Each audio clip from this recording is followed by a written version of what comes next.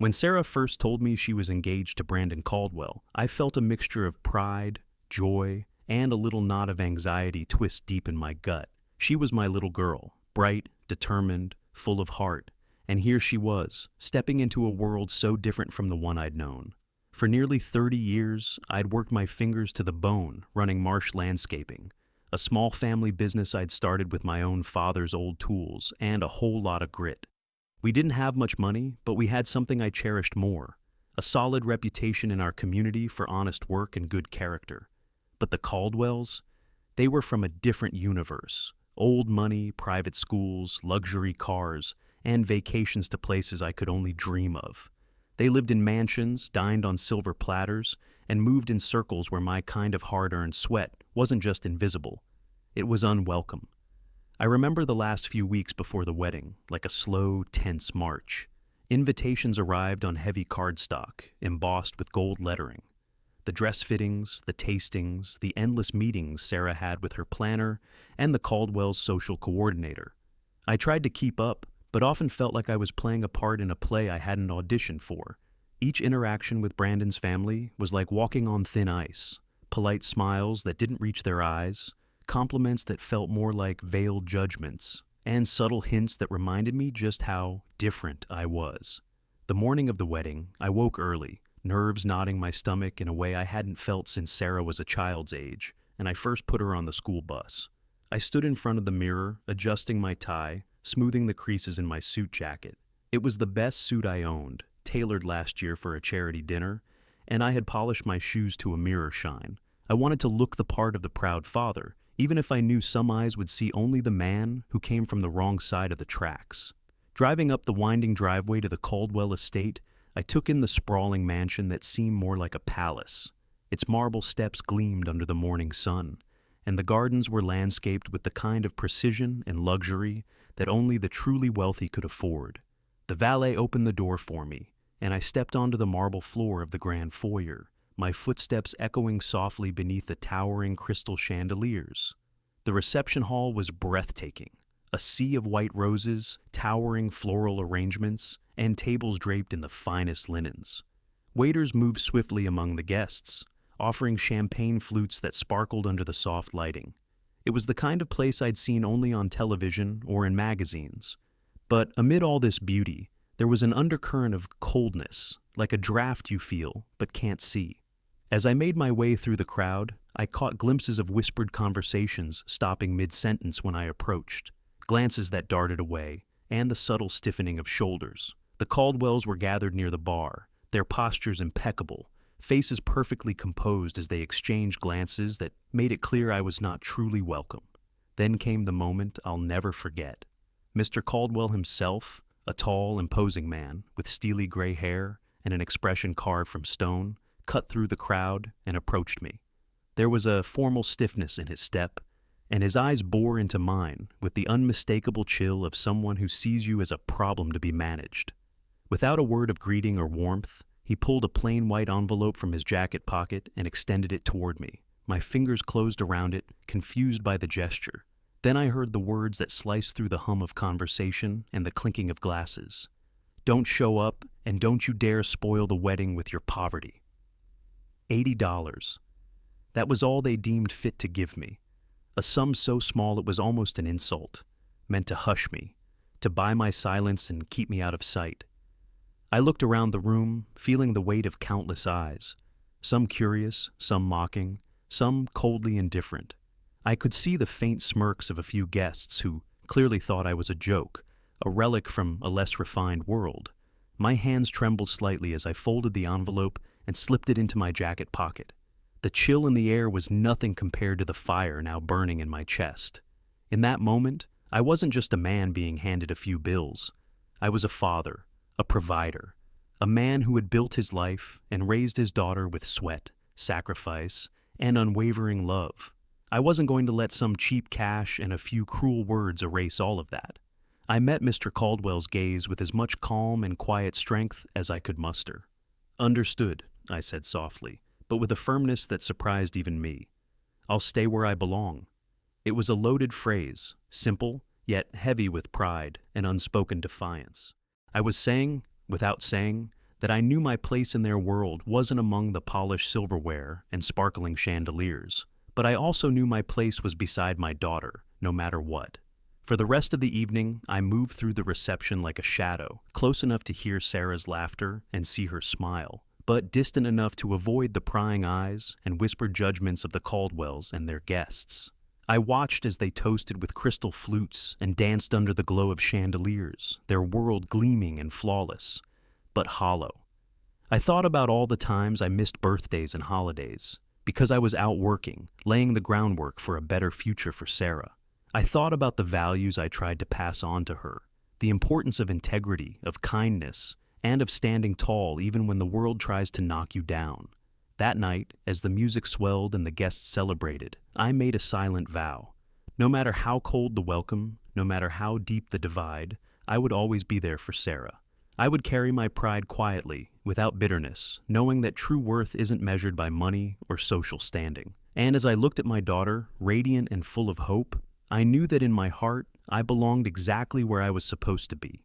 When that thin, folded envelope was thrust into my hand, the entire world seemed to tilt just a little, like the ground beneath me had shifted in an instant, and I was standing on the edge of something I hadn't expected to face that day.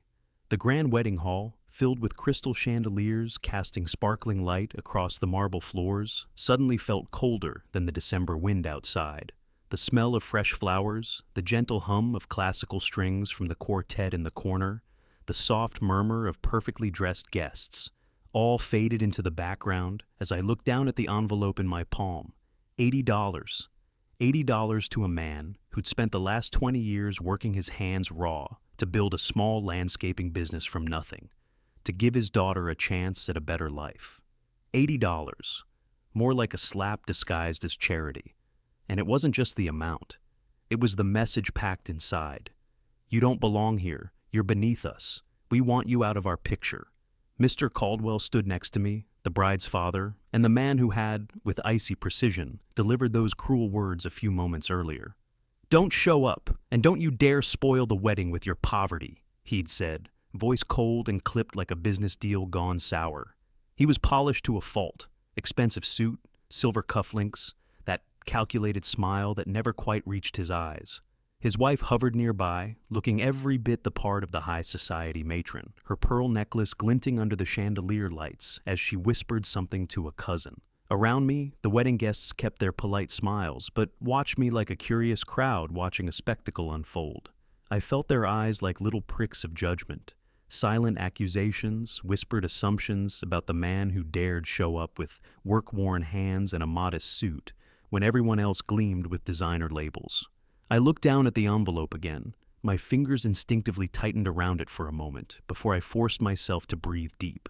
The air was thick with expectation, the kind you feel before a performance, except this wasn't a show I wanted to be part of.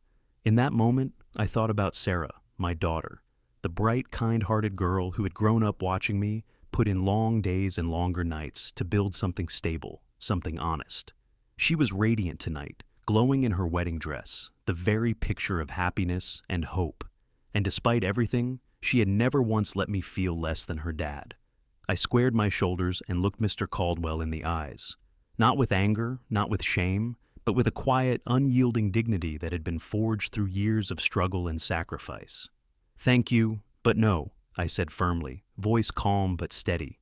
I held out my hand, the envelope still folded neatly inside, and placed it gently back into his palm. I'll stay where I belong, I added, a small smile tugging at my lips. Part challenge, part acceptance, part silent promise. But not because of money, because dignity isn't something you buy or sell, it's something you live by. The room seemed to hush for a heartbeat. I could feel the weight of dozens of eyes burning into me, some in admiration, others in shock, and a few in disdain. A few guests quietly whispered among themselves, their voices low but tinged with surprise. I caught Sarah's eyes from across the room, her expression a swirl of pride and worry. Her hands fidgeted nervously with her bouquet, betraying the composure she wore like armor. Mr. Caldwell's lips tightened, his eyes flickering with something I couldn't quite place. Was it anger? Embarrassment? Or maybe he hadn't expected me to stand my ground like this. I took a step back from the center of the room, seeking refuge in a quiet corner where a few close family friends had gathered. Mrs. Jenkins, an elderly woman who had known me since Sarah was a little girl, came over and squeezed my arm gently. "You handled that better than I ever could, Elliot," she whispered warmly, her eyes shining with genuine respect. Her words were balm for a heart still racing. I thought back to all the years behind me, starting out with nothing but a beat-up pickup and an old lawnmower, working sunup to sundown, scraping together every penny to make sure Sarah could have what I never did. There were sacrifices, sure, missed birthdays, sleepless nights, the constant worry that the next storm might wash away everything I'd built. Yet, here I was, refusing to be pushed aside like an inconvenient truth.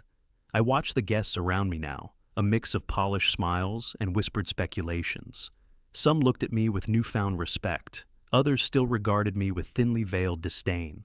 The classical music floated softly, a haunting contrast to the storm of emotions inside me.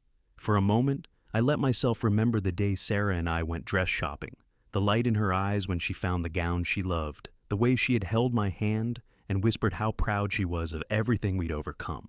I owed it to her to be strong, not just for her, but for myself. I wasn't here to start trouble or humiliate anyone.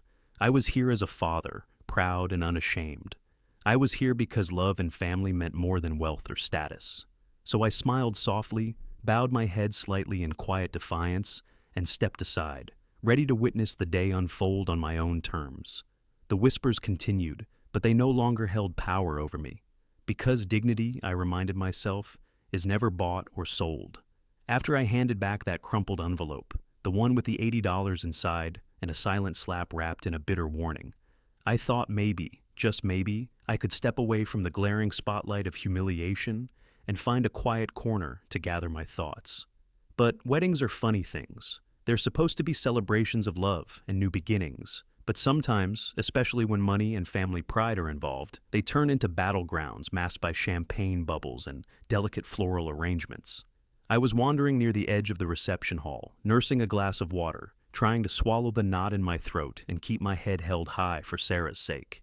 The chatter and laughter seemed to whirl away as I scanned the crowd, guests dressed to the nines, champagne flutes tinkling, the string quartet playing softly. But beneath all that shimmer, I sensed a pulse of something else, something darker. I could see it in the way a few pairs of eyes shifted quickly away when I glanced their way, in the tight smiles that didn't quite reach the eyes, in the way the bride's father, Mr. Caldwell, leaned in close to a cluster of his business associates, speaking in low tones that barely carried over the music. Just then, George appeared beside me, a quiet man in his late 60s who had been a close family friend of Sarah's since she was a little girl.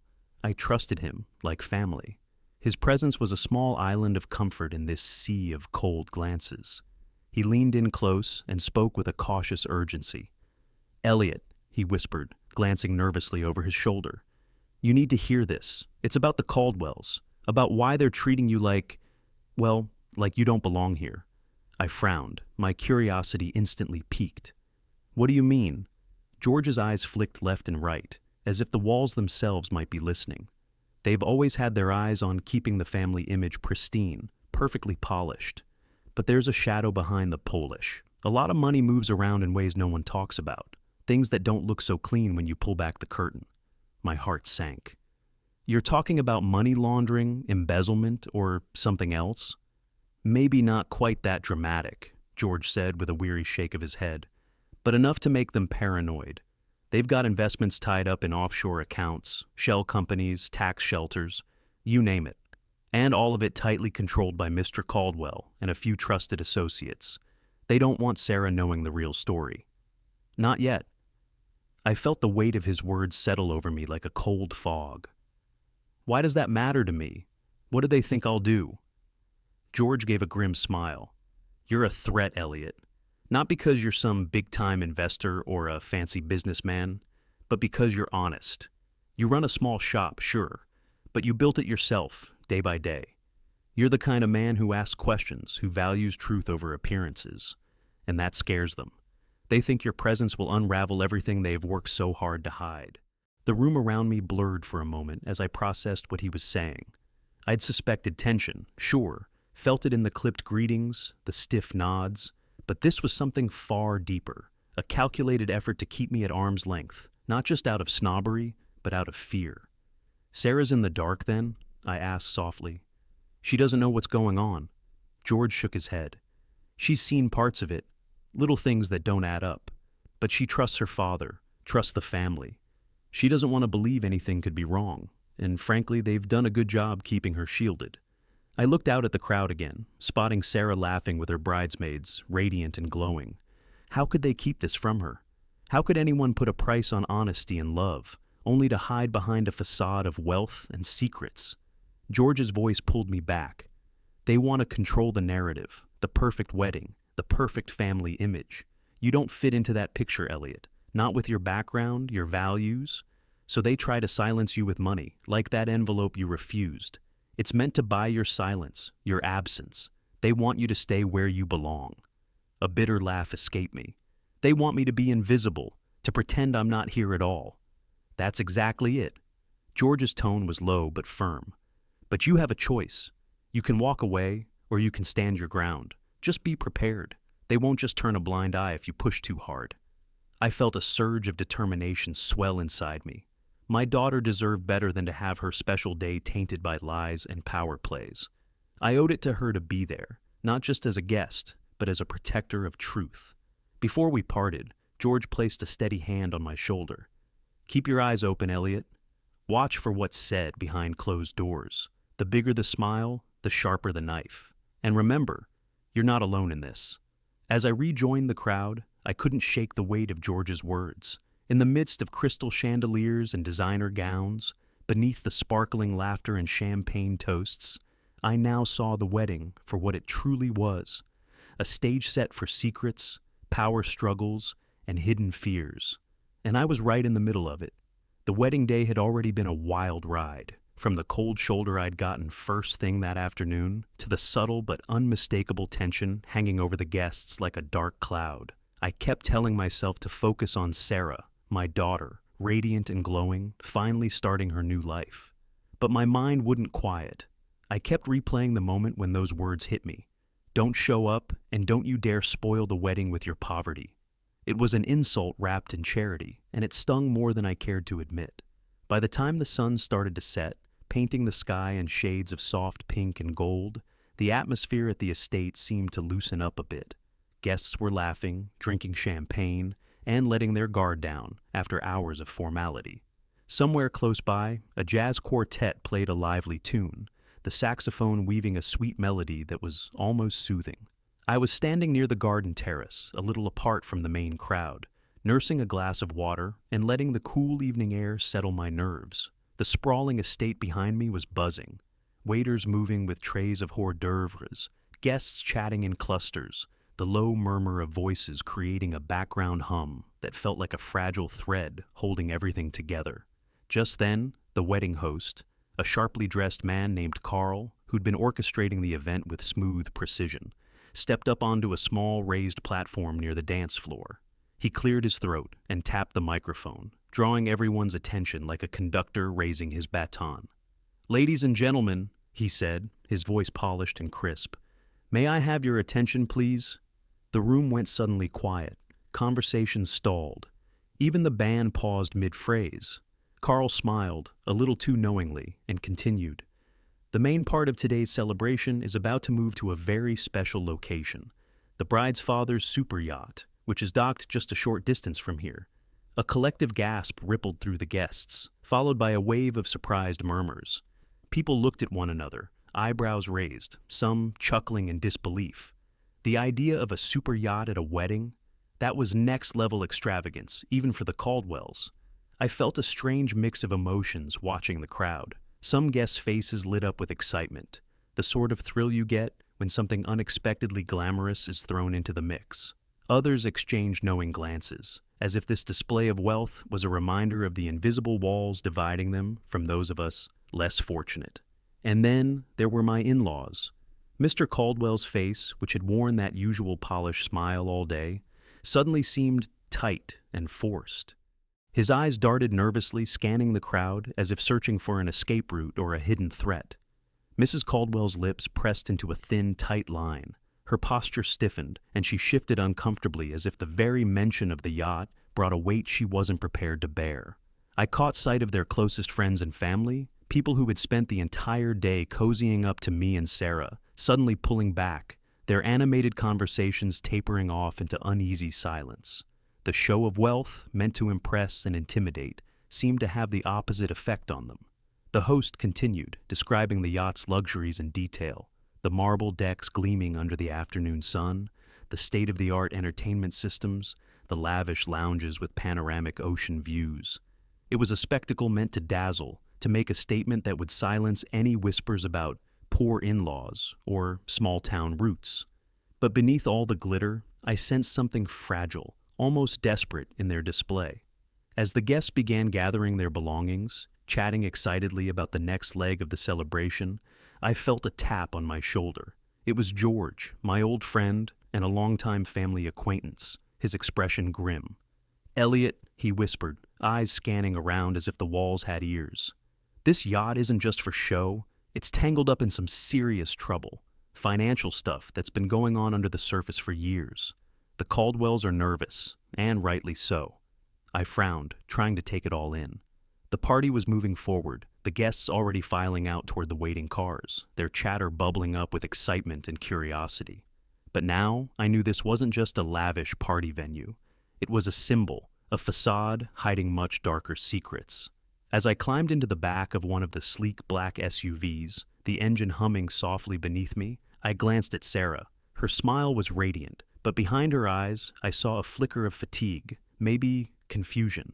She deserved better than this tangled mess, and I promised myself to protect her, no matter what came next. The ride to the marina was short, but the tension inside the car felt long and heavy.